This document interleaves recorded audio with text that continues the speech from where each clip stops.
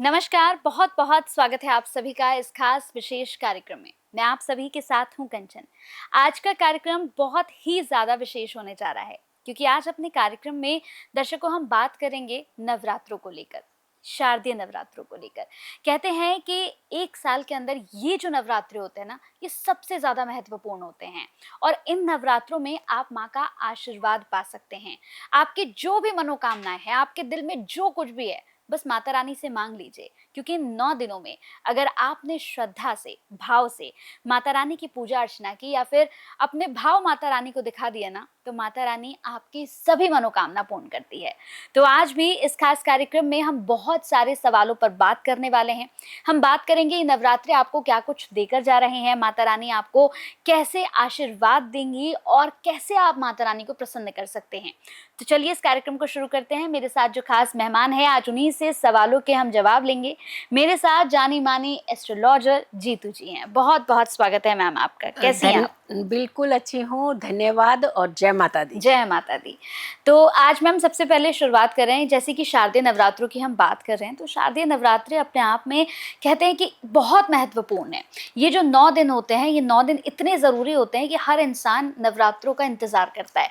मैं आपसे जानना चाहती हूँ कि बहुत से ऐसे लोग हैं जो नवरात्रों को लेकर थोड़ा सा घबराते भी हैं। उन्हें लगता है कि नवरात्रों पर ग्रहों की जो चाल है वो भी बदलती है, बहुत सारे प्लैनेट्स अपने अपने मोमेंट्स को चेंज करते हैं, मूवमेंट्स करते हैं, और ऐसे में लोगों को लगता है कि कहीं नवरात्रों की वजह से कोई उलझन तो ना हो जाए हमारी ज़िंदगी में। तो मैं चाहती हूँ सबसे पहले आप ये बताएं कि ये जो नवरात्रे हैं, तो माता रानी किस तरह से आशीर्वाद देने आ रही हैं? जी जी, सबसे पहले तो पूरे देशवासियों को नवरात्रि के इस पर्व की हार्दिक शुभकामनाएं हैं। अब देखिए, नवरात्रि का जो पर्व है, 9 रातों का जो पर्व है, ये माता रानी के आगमन का पर्व होता है। कहते हैं माता रानी हमारे इर्द गिर्द होती हैं। माता रानी पृथ्वी का भ्रमण कर रही होती हैं और ये 9 दिन जो होता है ना, ये सिर्फ 9 दिन तक ही सीमित नहीं होती है। ये भक्ति 9 दिन की हुई भक्ति पूरा साल आपको फायदा देती है। और जब हम 9 देवियों की बात करते हैं ना, तो ये कहा जाता है कि जो ये नवरात्रि आते हैं, शारदीय नवरात्रि आते हैं, ये पहले 9 दिन यानी प्रथमा तिथि से लेकर नवमी तिथि तक ये देवी को समर्पित होते हैं, यानी स्त्रियों को समर्पित होते हैं। और दूसरे अगले जो बचते हैं, जो पूर्णिमा के आसपास का 1.5 से 2 दिन बचते हैं, उसे हम तटस्थ कहते हैं, यानी बैलेंस। यानी करवट जब इसकी ली जाती है किसी भी एक मूवमेंट की, तो बीच का एक बैलेंस जो होता है वो बहुत जरूरी होता है। उसके बाद जो बचे हुए लगभग 18 से 19 दिन होते हैं, वो कहा जाता है देवों को समर्पित होते हैं। तो यानी देवी और देवता पूरे पूजे जाते हैं इन पर्व के दौरान और इस महीने में। अब जब हम देवी की बात करते हैं तो उनकी 2 चीजें बड़ी खास मानी जाती हैं। एक, देवी का आगमन, यानी किस सवारी पर हो रहा है, माँ हमें क्या क्या देंगी, कौन से नक्षत्र और योग बना रही हैं, किन संभावनाओं के चलते हमारी पूजा को कई गुना ज्यादा लाभ मिल सकता है। सबसे पहले तो इस बार जो माता रानी की सवारी है वो गज है। गज यानी हाथी। और हाथी से आपको क्या रिप्रेजेंटेशन मिलती है? वो मिलती है एक शक्ति, एक बल, और दूसरा शुभ मुख, तीसरा विजडम। यानी तीनों चीजें बड़ी फायदे वाली होगी। और जब शक्ति होती है किसी भी व्यक्ति के पास, तो वो अपने जीवन की हर समस्या का समाधान कहीं ना कहीं निकाल ही लेता है। फिर आती है योगों की बात कि योग कौन से होने चाहिए। इस बार शुक्ल योग बन रहा है, रवि योग बन रहा है, सर्वार्थ सिद्ध योग बन रहा है, यानी 21 तारीख और 22 तारीख की अर्ली मॉर्निंग तक सर्वार्थ सिद्ध योग भी है। तो यानी योगों के कॉम्बिनेशन देखते हैं तो वो भी बहुत अच्छे बन रहे हैं। अब हम ग्रहों की जब हम बात कर रहे हैं, क्योंकि ग्रहों का कहीं ना कहीं जो एक डर आप लोगों के दिलो दिमाग पर बैठता है ना, वो हमें कमजोर करता है और ज्यादा घबराहट पैदा करता है। देखिए, जब प्राकृतिक आपदाएं आती हैं, वो कहीं ना कहीं हमने अपने जीवन में प्रकृति के साथ खिलवाड़ किया होता है। लेकिन जब हम निजी तौर पर परेशान होते हैं, तो वो हमारे कर्मों के साथ हमने खिलवाड़ किया होता है। तो यानी दोनों ही गलत चीजें होगी। अगर हम प्रकृति की बात कर रहे हैं, तो ग्रहों के कुछ ऐसे संयोग बन रहे हैं, ग्रहण योग भी पड़ गए, क्योंकि 7 तारीख को भी ग्रहण पड़ा, 21 को भी ग्रहण पड़ने जा रहा है। तो यानी ये समय भी जो है ये कहीं ना कहीं अच्छा नहीं माना जाता, क्योंकि 2 ग्रहण एक साथ पड़ना अच्छा नहीं माना जाता। लेकिन अगर हम ग्रहों की मंगल और गुरु की बात करते हैं, मंगल और गुरु नव पंचम योग बना रहे हैं। और वहीं अगर हम शनि की बात करते हैं और शनि के साथ मंगल की बात करते हैं तो षडाष्टक योग बन रहा है। तो यानी योग तो बन रहे हैं, लेकिन माँ का आशीर्वाद जब साथ होता है, माँ का आंचल जब आपके पास होता है, तो उस आंचल में सारे दुख दूर हो जाते हैं। तो हमें यहाँ पे ना घबराना नहीं है। माँ आ रही है, आपकी सारी समस्याएं भी सुनेंगी, आपके जीवन के जितने कष्ट है उनका हल भी निकालेंगी, क्योंकि ग्रह, योग, संयोग, तिथि, वार, नक्षत्र और सवारी सारी ही तो सपोर्ट कर रही हैं। तो फिर घबराना किस चीज का। हर देवी आपको कुछ न कुछ देगी। बहुत सारे लोग ऐसे होते हैं जो नवरात्रि में कहीं ना कहीं ट्रेवल भी कर रहे होते हैं, उनको एक गिल्ट हो जाता है कि हम पूजा नहीं कर पा रहे। हम आपको राशि अनुसार भी ये बताएंगे, अगर 9 दिन पूजा नहीं कर पा रहे हैं, 9 रात्रि पूजा नहीं कर पा रहे हैं, तो कौन सी ऐसी पूजा है जो अगर आप एक दिन भी एटलीस्ट समर्पण भाव से कर लें। क्योंकि दुर्गा के ही तो हर रूप हैं ये, हर स्वरूप हैं ये। तो अगर एक देवी को भी आप मना लेंगे तो भी आपको बहुत ज्यादा फायदा होगा। तो यानी यहाँ पे आपने कोई अपना गिल्ट भी नहीं रखना है, कोई डर नहीं रखना है, कोई घबराहट नहीं करनी है। सिर्फ और सिर्फ अच्छे भाव, अच्छे समर्पण से माँ की भक्ति करनी है, क्योंकि 9 दिन का पर्व भक्ति, शक्ति, समर्पण और संतुष्टि का पर्व होता है। और अगर ये चारों चीजें ही हम पीछे रखेंगे तो फिर माँ हमें आशीर्वाद कैसे देंगी। और माँ के आंचल के नीचे तो हर सुख है। तो इसलिए इस बार घबराना नहीं है, आपने सिर्फ भक्ति करनी है। और तो और एक चीज हम जरूर बताएंगे कि हर व्यक्ति को किसी खास नवरात्रि में कौन सा दुर्गा सप्तशती का एटलीस्ट एक अध्याय तो जरूर पढ़ना चाहिए, और कौन सी नवरात्रि में किस अध्याय को पढ़ने से आपकी सारी समस्याओं के समाधान मिलेंगे। तो बिल्कुल नहीं घबराइएगा। नवरात्रि माँ जब आती है तो कष्ट थोड़ी लाती है। माँ जब आती है तो वो तो सुख लेकर के आती है, वो सुकून लेकर के आती है, आपके कष्टों को मिटाने आती है, आपके जीवन की उथल पुथल को शांत करने आती है। तो ये शांति का ही समय है। तो हम नेगेटिव ना हो, इसे पॉजिटिव अंदाज में लीजिए। अगर कोई समस्या आ रही है तो समाधान भी तो आ रहा है।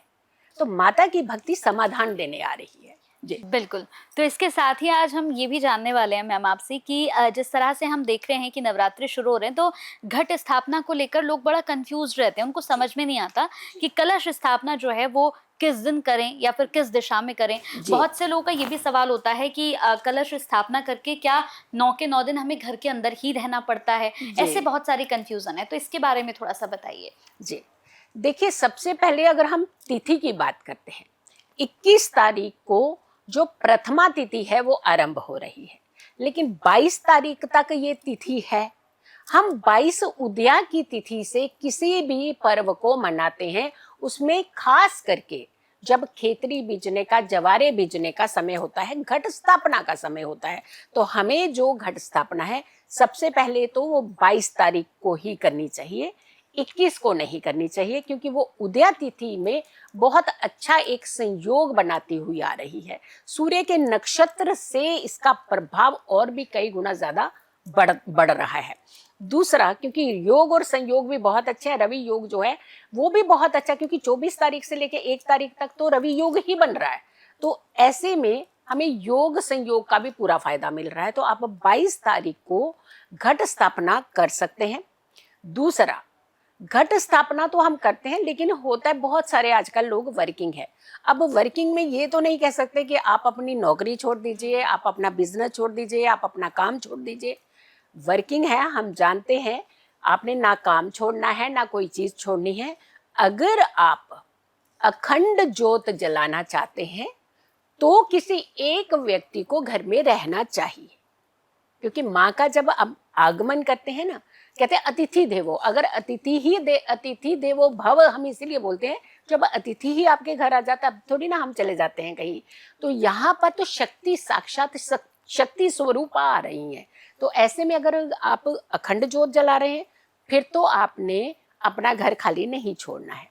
अगर आप अखंड ज्योत नहीं जला रहे हैं तो आप सुबह और संध्या की ये ज्योत भी जलाते हैं तो भी माता रानी ऐसा नहीं है कि आपसे रुष्ट हो जाती है या आपकी बात नहीं मानती है, तो आप सुबह और शाम की ज्योत जला लीजिए। अगर मान लीजिए ये भी नहीं कर पा रहे हैं आप, तो आप जहां भी हैं माता रानी का स्मरण तो कर सकते हैं। छोटी कन्याएं आपको कहीं भी मिलती हैं, जब भी आप जाते हैं किसी ना किसी कन्या के साथ आपका सामना होता है, तो माता स्वरूपा ही तो है। आप उनके चरण छू करके आशीर्वाद लीजिए। जिस अवस्था में ऑफिस में आप बैठी हैं मंत्र चैंट कर लीजिए, ओम दुम दुर्गाय नमः इस मंत्र का ही खाली आप जाप कर लीजिए, क्योंकि हर स्वरूप माँ दुर्गा में समाहित है। तो इसीलिए अगर आप रह सकते हैं घर में बहुत अच्छा है, अगर नहीं रह सकते हैं सुबह और शाम ये 2 समय की ज्योत अपने घर में जरूर प्रज्वलित करनी चाहिए और अपने घर के मुख्य दरवाजे को सुगंधित रखना चाहिए। आपके घर के मुख्य दरवाजे पर माता रानी के चरण जरूर बने होने चाहिए, क्योंकि ये आभास जो होता है ना वही शक्तियों को आपके आसपास लेकर के आता है। तो हमें अपने आभास को, हमारी इंट्यूशन पावर को, हमारी शक्तियों को, हमारी भक्ति को, सबको एकत्रित करके उसे जागृत रखना है ताकि माँ का आशीर्वाद आप ले सकें। जी बिल्कुल। इसी के साथ अब हम ये भी जानेंगे, जैसे कि हम 9 दुर्गों की बात कर रहे हैं मैम, इस बार कहा जा रहा है कि इस बार के जो नवरात्रि हैं वो 9 नहीं बल्कि बढ़ रहे हैं। मतलब जो दशमी का हम कहते हैं कि दशमी का दिन है, वो दशमी का एक्चुअल में दिन नहीं है। तो मैं जानना चाहूंगी कि कैसे, कब से शुरू हो रहे हैं नवरात्रि और कब तक ये चलेंगे, इसके बारे में थोड़ा सा बताइए। जी देखिए, सबसे पहले तो जो नवरात्रि का जो पर्व है वो शुरू हो रहा है 22 तारीख से और ये जाएगा 2 अक्टूबर तक, यानी टोटल 11 दिन बन जा रहे हैं। बहुत अच्छा योग संयोग होता है जब बढ़ती हुई नवरात्रि आती है, यानी माँ आपके इर्द गिर्द और ज्यादा एक दिन रहने वाली है। ये योग और संयोग ही तो है, जब अच्छी चीज आपके पास आए और कुछ दिन रुक जाए, ठहर जाए, तो कितनी अच्छी एक एनर्जी देकर के हमें निकलती है। तो इस बार जो हो रहा है वो तृतीया तिथि का वृद्धि हो रही है, यानी तीसरी तिथि जो है, जो तीसरी देवी की पूजा होगी वो 2 दिन तक करेंगे। और तीसरी देवी की जो पूजा है ना वो बहुत इंपॉर्टेंट है, चंद्र घंटा की वो पूजा है। और चंद्र घंटा कौन से? शत्रुओं का नाश करने वाली। हर कोई व्यक्ति कहीं ना कहीं इस पीड़ा से चल रहा होता है, इस पीड़ा से गुजर रहा होता है कि मेरा किसी ने बुरा कर दिया, मेरे काम को नजर लगा दी, मुझे कोई परेशान कर रहा है, मेरी रोजी रोटी छीन ली, मुझे जीने नहीं दे रहा, मुझे चैन नहीं लेने दे रहा। यानी कुछ ना कुछ आपके जीवन के अंदर एक खलबली मची सी रहती है जब भी कोई आपको व्यक्ति परेशान करता है। और वो ऐसा व्यक्ति परेशान होता है जिसका आपने कुछ बिगाड़ा नहीं होता, वो आपको परेशान कर रहा होता है। तो आप इस परेशानी से निकलेंगे तभी तो आप अच्छा विजन क्रिएट कर पाएंगे, तभी तो अच्छा सोचेंगे। तो ये जो 2 दिन की पूजा मिल रही है ना, ये भी आप लोगों का फायदा ही है, ये भी हम लोगों को एक कुछ ना कुछ खास मिलने वाला ही है, ताकि 2 दिन तक ऐसी पूजा की जाए जिससे नकारात्मकता, आपकी नेगेटिविटी जो है वो खत्म होगी, शत्रुओं का नाश होगा और आपके अंदर एक सुकून का वातावरण पैदा होगा, एक भक्तिमय माहौल होगा, एक शक्ति आपके अंदर आएगी जिससे आपके आने वाली हर एक समस्या को आप अपने जीवन से स्वयं ही दूर कर लेंगे। तो माता रानी इस बार दिल खोल करके आपको आशीर्वाद देने वाली है। बिल्कुल घबराना नहीं है, बिल्कुल टेंशन नहीं लेनी है। अच्छे भाव से आगमन कीजिए, अच्छे भाव से माता रानी का समर्पण करते हुए अच्छे भाव से पूजा भक्ति कीजिएगा। आप देखिएगा आपको फायदा ही फायदा मिलेगा, परेशानी होगी ही नहीं। बिल्कुल।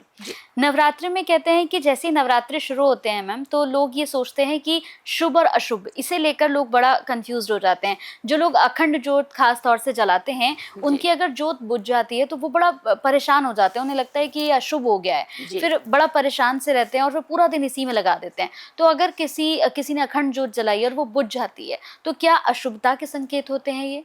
जी, सबसे पहले देखो कितनी अच्छी बात आपने पूछी है, क्योंकि दिल के अंदर कभी वहम हो जाए, डर हो जाए, तो आपको भक्ति करने ही नहीं देता वो डर। इम्पोर्टेंट चीज क्या होती है कि जब भी हम किसी पूजा को करते हैं, हम पूजा करते ही क्यों है? हम इसीलिए करते हैं कि हमारे अंदर जो उथल पुथल है वो शांत हो जाए। हमारे अंदर कहीं ना कहीं जो नकारात्मकता है वो दूर हो जाए, हमारे जीवन के अंदर एक सुकून की एंट्री हो जाए। और जब हम नेगेटिव ही सोचेंगे तो फिर अच्छा सोचेंगे कैसे आप? अब आप अपनी नेगेटिविटी को, अपने क्लटर को तो दूर ही नहीं कर रहे हैं। जब दूर नहीं करेंगे क्लटर तो अच्छी चीज की जगह बने ही कैसे? तो सबसे पहले इंपॉर्टेंट चीज ये है, अखंड ज्योत जब भी आप अपने घरों में जलाते हैं, कई बार कारण ऐसा होता है कि हवा के झोंके से बुझ जाती है। कई बार ऐसा होता है कि आपकी ज्योत आपने एक बार, दो बार, तीन बार जलाई लेकिन उसके बावजूद बुझ गई। कई बार ऐसा होता है कि आपका घी ही पलट जाता है। और कई बार ऐसा होता है कि ज्योत आपकी बहुत अच्छे से जल रही होती है, आपका घी खत्म हो जाता है। यानी फैक्टर तो बहुत सारे बन रहे हैं लेकिन अखंड ज्योत बुझ गई आखिर में, यही कहने का मतलब है आपका। तो ऐसे में हमेशा ध्यान रखिए, कई बार हमारी जिंदगी के अंदर कोई हमसे भूल चूक हुई होती है। स्वयं एनालाइज करना जो होता है वो बहुत जरूरी होता है। हमारी गलती हमने की, हमने एनालाइज किया क्या उसका? अगर हम एनालाइज ही नहीं करेंगे तो उस गलती को सुधारेंगे कैसे? कभी जीवन में नहीं सुधारेंगे। हो सकता है किसी भूल चूक से आपसे कोई गलती हो रही हो सकता है कि आपने अपने माता रानी को आगमन अपने घर में तो दिया है लेकिन सासू माँ को आपने कहीं ना कहीं कुछ अपशब्द बोल दिए हो, अपनी माँ से आपने कुछ झगड़ा कर लिया हो, कन्याओं के ऊपर आपने कोई अत्याचार कर दिए हो, आस पड़ोस की कन्याओं के साथ आपने कुछ मिसबिहेव कर दिया हो। हर रोम रोम में माता रानी का एक स्वरूप है, याद रखिएगा। जब हम ऐसी चीजें करती हैं तो उसका प्रभाव माता रानी दिखाती है क्योंकि वो बहुत शक्तिशाली है। हम इंसान मात्र हैं, वो तो देवी है, वो तो सर्वत्र है, यानी सब जगह है, हर कण कण में है, हर भाव में है, हर भक्ति में है। तो यानी कहीं ना कहीं कोई चूक का कारण बन रहा है। और अगर शांत हो गई है, चाहे कारण हवा का झोंका हो, चाहे कारण आपकी कोई भूल चूक हो, चाहे घी कम हो गया हो, चाहे घी ज्यादा हो गया हो, चाहे घी पलट गया हो, चाहे दिया पलट गया हो, कारण कुछ भी रहा हो, अगर ज्योत शांत हो गई है, आप भगवान का ध्यान करिए, सभी देवी देवताओं का ध्यान करिए, माता रानी से क्षमा कान पकड़ करके अपनी क्षमा सबसे बड़ी पता है क्या बात होती है? एक होता मुंह से माफ कर दीजिए, एक होता स्वयं मेरे से गलती हुई है, मैं जीवन में आज के बाद ऐसी गलती नहीं करूंगी। अगर मैंने किसी का भी कोई दिल दुखाया है, किसी को परेशान करा है, किसी मातृ स्वरूप को परेशान किया है, किसी कन्या के साथ कोई अत्याचार किया है, किसी के जीवन को परेशान किया है, ये अपने आप में अंदर से अगर आप जब क्षमा मांगते हैं तो उसका जो सीधा रिजल्ट आपको देखने को मिल जाता है। ये भाव रखते हुए, क्षमा मांगते हुए, माँ का ध्यान करते हुए पुनः आप ज्योत को प्रज्वलित करिए। और प्रज्वलित करके थोड़ा सा डेफिनेटली उसका देखिए, किसी भी एक सेंसिटिव मूव आप एक सेंसिटिव एक पर्टिकुलर एक टाइम को, एक शक्ति को अगर आप अपने घर के अंदर आगमन कर रहे हैं तो उसका ध्यान रखना भी हमारा ही कर्तव्य होता है। तो हमें थोड़ा सा ध्यान भी रखना चाहिए। और हाँ, कभी भी हमेशा याद रखिए, जब आपको गुस्सा हो, आप जहां अखंड ज्योत जल रही हो वहां नहीं जाना चाहिए आपको। गुस्से से थोड़ी ना जाएंगे माता के पास, माता के पास तो एक अच्छे भाव से जाएंगे ना आप। तो आप शांत पहले अपने आप को करिए, फिर माता रानी के अखंड ज्योत के पास जाइए। कभी आपकी ज्योत जो है नहीं बुझेगी। और बुझ गई है किसी कारण से, डर नहीं रखना है, वहम नहीं रखना, क्योंकि डर के चलते आप और कई सारी गलतियां कर जाएंगे। तो अपने डर ना करते हुए सीधा आप जाइए, ज्योत प्रज्वलित करिए, माता का ध्यान करिए, माता के भजन कीर्तन करिए। 2 समय जो है, सुबह और संध्या का समय है, उस दिन भक्ति करिए अपने घर के अंदर। और भक्तिमय वातावरण रखिए, खुशी का वातावरण रखिए। माँ वहीं रहती है जहाँ सुकून होता है, माँ वहाँ रहती है जहाँ नीयत खराब नहीं होती है, माँ वहाँ रहती है जहाँ भाव अच्छे होते हैं और समर्पण होता है। तो आप देखिएगा, कोई टेंशन लेने की जरूरत नहीं है। अगर किसी कारण हो गया है तो उसे पुनः प्रज्वलित कर लीजिए। बिल्कुल। तो जितने भी दर्शक इस कार्यक्रम को देख रहे थे, मैं उम्मीद करूंगी कि नवरात्रों को लेकर अगर किसी भी तरह का प्रश्न आपके मन में चल रहा था कि मैं माँ शैलपुत्री की पूजा कैसे करूंगी या करूंगा, मैं उन्हें कैसे प्रसन्न कर सकता हूं, तो हमने इस कार्यक्रम में आपको 9 की 9 देवी स्वरूपों के बारे में बताया कि आप उन्हें कैसे प्रसन्न कर सकते हैं। मैम ने हमें खास तौर से बताया कि आपको सप्तशती का कौन सा पाठ करना है। देखिए, ये आपको कोई नहीं बताएगा कि आप सप्तशती का कौन सा पाठ करें, और आप यहीं पर कंफ्यूज हो जाते हैं क्योंकि आपके पास समय उतना होता नहीं है। फिर आप सोचते हैं कि मैं पहला अध्याय करूं, दूसरा करूं, या फिर मैं अब चौथा करूं या ना करूं। तो मैम ने यहाँ पर बहुत अच्छे से आपको समझाया है कि आपको किस दिन कौन सा अध्याय करना है, कैसे आपको भोग लगाना है, कैसे माता रानी को प्रसन्न करना है। तो इस पूरे कार्यक्रम को बाकी लोगों के साथ शेयर भी जरूर कीजिएगा, क्योंकि कहते हैं ना कि अगर माता रानी के समक्ष आपने कोई ऐसा कार्य कर दिया जो माता रानी को अच्छा लग गया, तो आपको पुण्य खुद ब खुद वो दे देती हैं। बहुत बहुत धन्यवाद मैम, आपने अपना बहुत कीमती समय दिया और बहुत अच्छा कार्यक्रम हमने किया जो लोगों के बहुत काम आने वाला है। बहुत बहुत धन्यवाद। जय माता दी। जय माता दी।